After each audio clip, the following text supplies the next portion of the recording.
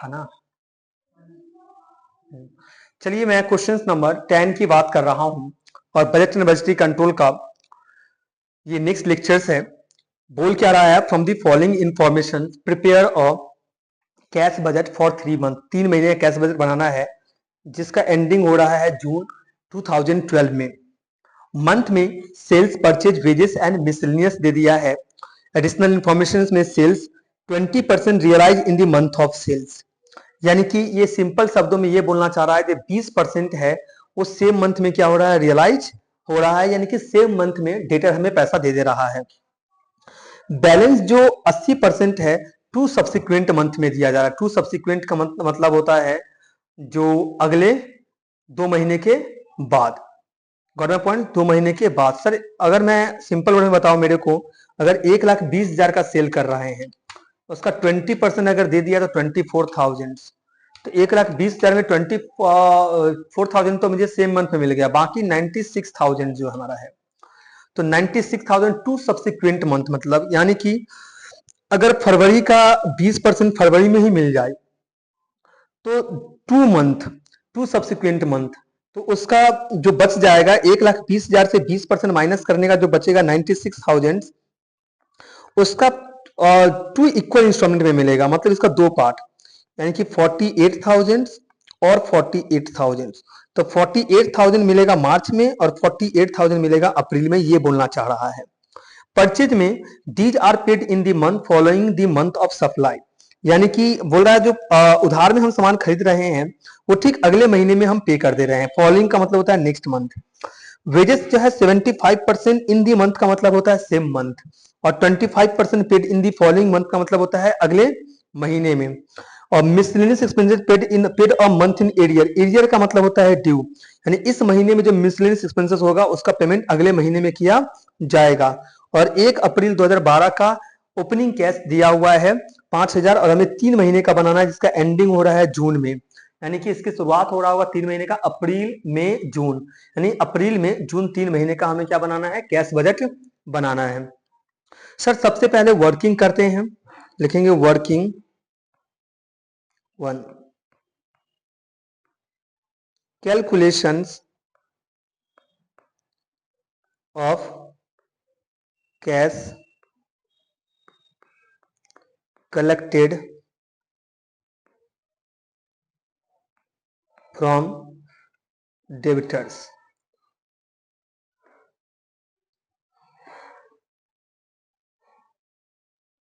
यहाँ फिगर दिया है फरवरी से लेकर के जून तक, तो हम भी यहाँ पर 5 महीने का क्या करेंगे, कॉलम बनाएंगे।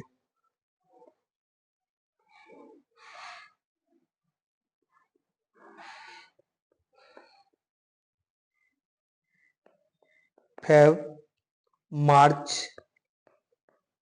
अप्रैल, मई और जून। मैं इसको एज पर स्टूडेंट्स रिक्वेस्ट मैं इसको इंडिविजुअल तरीके से ही करवा रहा हूं। ऐसा मैं इसलिए कर रहा हूं, उसके पीछे का मैं रणनीति बता देता हूं ताकि आपको समझने में कोई दिक्कत ना हो। तो मैं जो मोस्ट इंपोर्टेंट क्वेश्चंस है जिसका चांसेस एग्जाम्स में आने का है सिर्फ उसी को कवर कर रहा हूं। सबसे पहले हम लोग देखते हैं टोटल क्रेडिट सेल्स कितना है। क्वेश्चंस में अगर कुछ नहीं बोलता है तो हम ये एज्यूम करते हैं जो सारे सेल्स उधार में ही किए गए होंगे। तो ये 1,20,000 है फरवरी का, मार्च का है 1,30,000,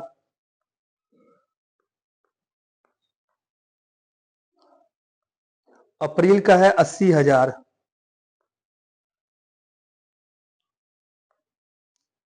मई का है 1,16,000 और जून का है 88,000। 88,000। तो ये तो टोटल क्रेडिट सेल हो गया। दूसरा क्या है, 20% रियलाइज हो रहा है, यानी 20% ऑफ सेल्स जो है ना वो सेम मंथ में हमें मिल जा रहा है। 20% of sales realized in the month of sale, जिस महीना में सामान बेच रहे हैं उसी महीने मिल रहा है मंथ ऑफ सेल्स। तो 1,20,000 का 20% होता है 24,000, इसका 26,000, इसका हो जाएगा 16,000 और 1,16,000 का 20% हो जाएगा 23,200 और 88,000 का 20% हो जाएगा 17,600।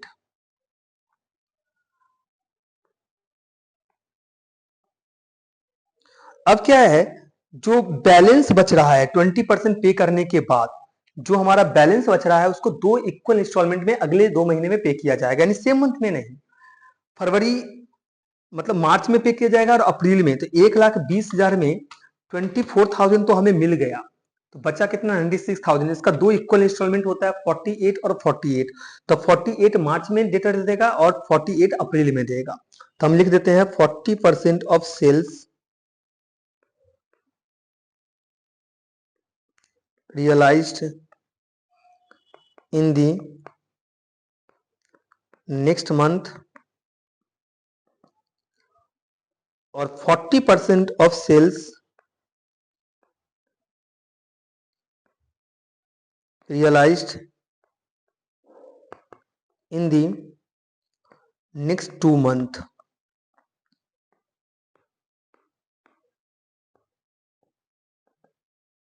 तो सर 48,000 आपको इस महीने में मिलेगा और 48,000 उसके अगले महीने में मिलेगा।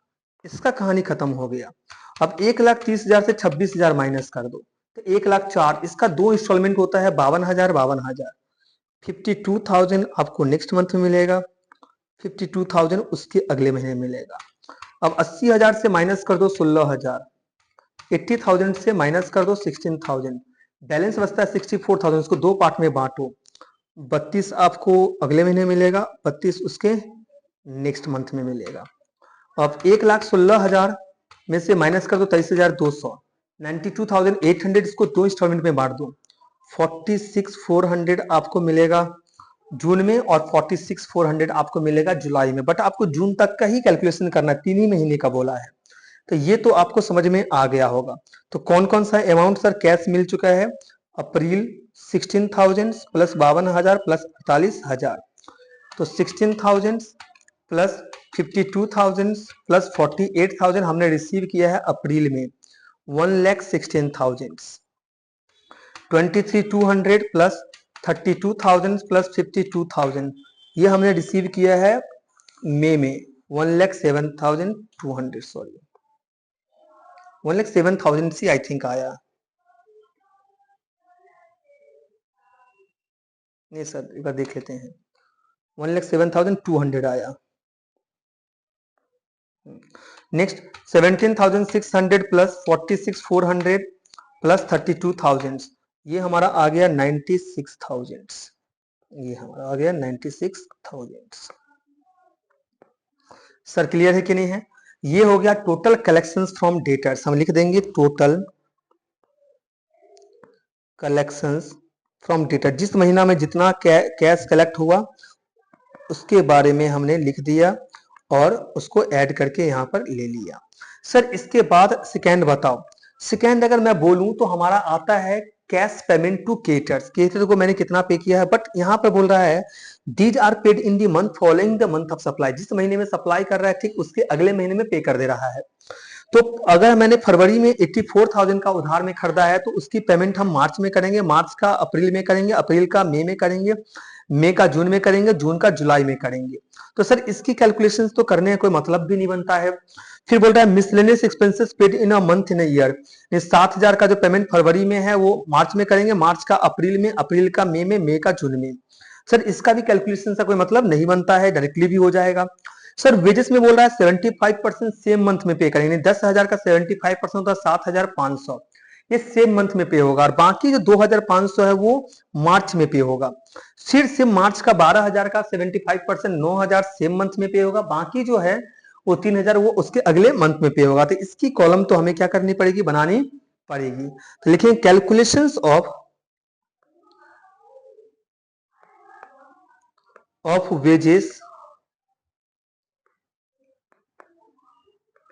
पेड टू वर्कर्स इन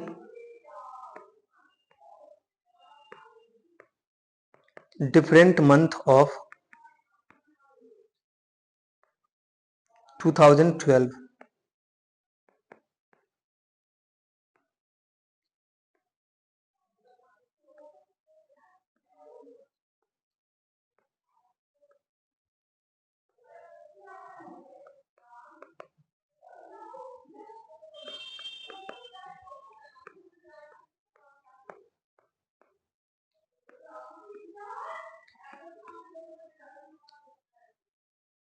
सबसे पहले हम बात कर लेते हैं एक्चुअल वेजेस का। तो एक्चुअल वेजेस कितना है देख लेते हैं। 10,000, 12, 8, 10 और 8।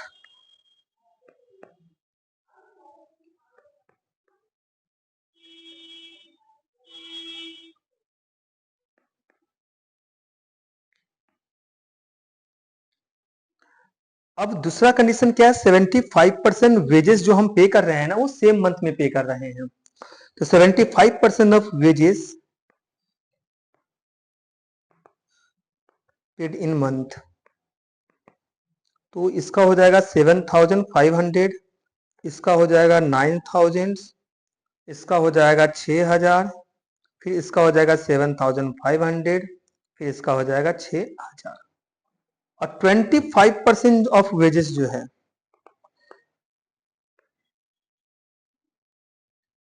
Paid in following month.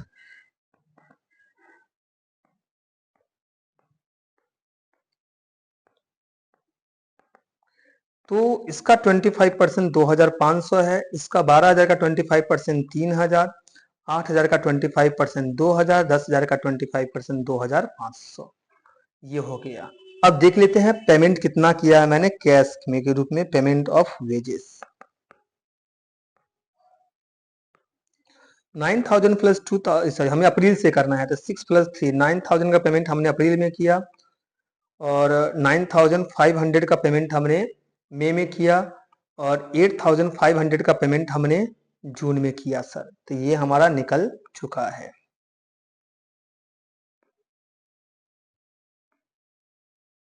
जितना जितना कैश रिसीव किए होगे और पेमेंट किए होगे बस उससे कैलकुलेशंस करिएगा, ये ध्यान रहे आपका। इसके अलावा अगर आप फालतू का चीजें कैलकुलेशंस करते हैं तो कहीं ना कहीं आपको लॉस होने का क्या रहेगा सर, डर रहेगा, तो उसका जरूर आप ध्यान देंगे। चलिए सर, जब हमने यहां तक कैलकुलेशंस कर लिया है तो इसके बाद हम क्या करते हैं, कैश बजट बनाते हैं for the 3 month at the quarter ending जिसका हो रहा है 30 जून को। तो हम लोग यहां पर क्या लिखेंगे, कैश बजट फॉर दी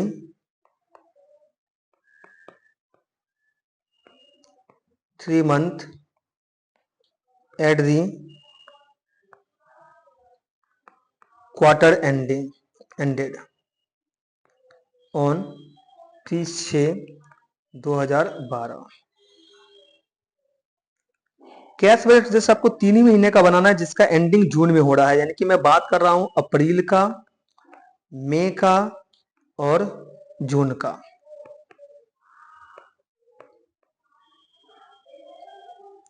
सबसे पहले ओपनिंग कैश कितनी है, ओपनिंग कैश इन हैंड जो हमारे पास में अवेलेबल था अप्रैल 1 तारीख को, ये तो अवेलेबल जो था ये था 5,000।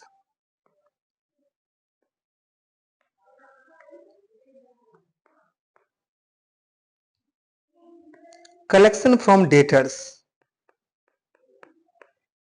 डेटर से मुझे कितना रिसिप्ट हुआ है, इसलिए मैं यहां पर लिख देता हूं, आप लोग जगह छोड़ के जरूर लिख देंगे रिसिप्ट। रिसिप्ट की बात कर रहे हैं, कलेक्शन फ्रॉम डेबिटर्स। डेटर से जो कलेक्ट हुआ है वो ये रहा, 1,16,000 अप्रैल में, 1,16,000। मई में जो हमने कलेक्ट किया है ये है 1,07,200 और जून में जो कलेक्ट किया है ये है 96,000। ये हमारा टोटल रिसिप्ट है।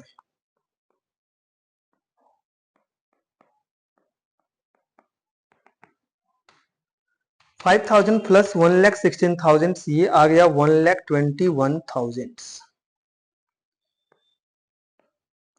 टोटल रिसिप्ट के बाद हमारा आता है टोटल पेमेंट्स। नंबर 3 है पेमेंट में जो हमारा आ जाएगा, ये आ जाएगा पेमेंट टू केटर्स पहले।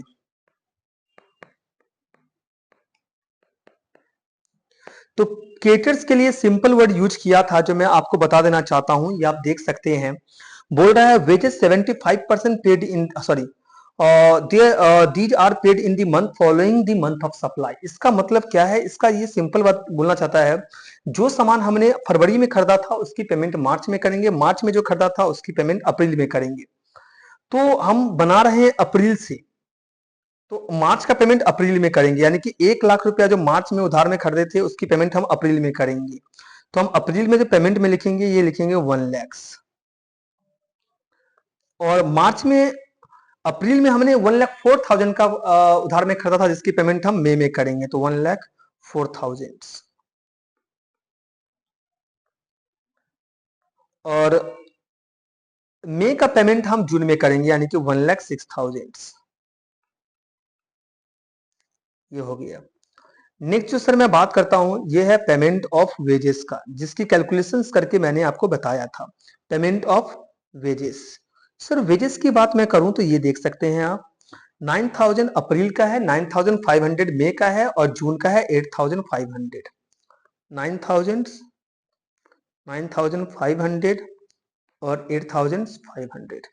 सर नेक्स्ट है मिसलेनियस एक्सपेंसेस, ये अतिरिक्त जो भी हम खर्चा करते हैं। सर ये फॉलोइंग ऑफ द मंथ में है, यानी कि एरियर वर्ड यूज किया है, मतलब इस महीने का ड्यू है अगले महीने पे करेंगे। तो मार्च का अप्रैल में, अप्रैल का मई में, मई का जून में, यानी कि 8, 6 और 12, बस यही 3 लेना है।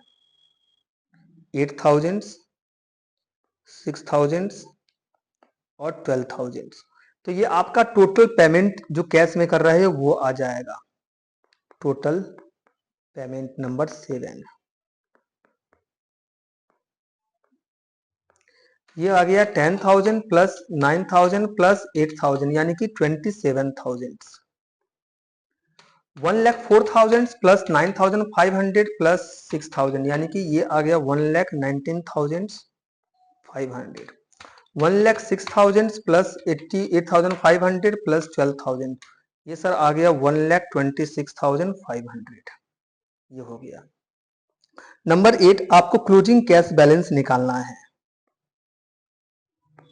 तो क्लोजिंग कैश बैलेंस कैसे निकलेगा, नंबर 3 से माइनस कर देंगे 7, टोटल रिसिप्ट से माइनस कर देंगे टोटल पेमेंट, 1,21,000 माइनस 27,000, तो बैलेंस हमारा आ गया 94,000 का। आई थिंक ये गलती किया क्या, अच्छा ये है 1,17,000 सर, 1 लाख था। तो चलिए सर 1,21,000 माइनस 1,17,000, तो आपका जो क्लोजिंग कैश आ गया ये आ गया 4,000। इस महीने का जो क्लोजिंग होगा अप्रैल का वो मई का ओपनिंग हो जाएगा, तो 4,000, तो मई का हो जाएगा टोटल रिसिप्ट 4,000 प्लस 1,07,200, 1,11,200, और पेमेंट कितना किया है 1,19,500। भैया ये डेफिसिट्स आ गया आपका 8,300। ये बैंक मैनेजर्स को आप बोलोगे सर लोन प्रोवाइड कर दो मेरे को, क्योंकि मेरा इतना का शॉर्टेज हो रहा है। तो 8,300 का डेफिसिट्स है, 96,000 माइनस 8,300, इसीलिए तो हम कैश बेट बनाते हैं ताकि मैनेजर्स को बता सके जो कितने का लॉस हो रहा है। 87,700 माइनस 1,26,500, इस महीने में आपका डेफिसिट बढ़ के हो गया 38,800। जितना जितना से डेफिसिट हो रहा है उतना उतना से आप क्या लोगे, लोन लोगे। तो ये था आपका जो कैश बजट था, जो मोस्ट इंपोर्टेंट, इसी पैटर्न पे आपका एग्जामिनेशन में क्वेश्चन आने वाला है। ये मैंने आपको कंप्लीट करवा दिया। मिलते हैं ठीक अगले लेक्चर्स में।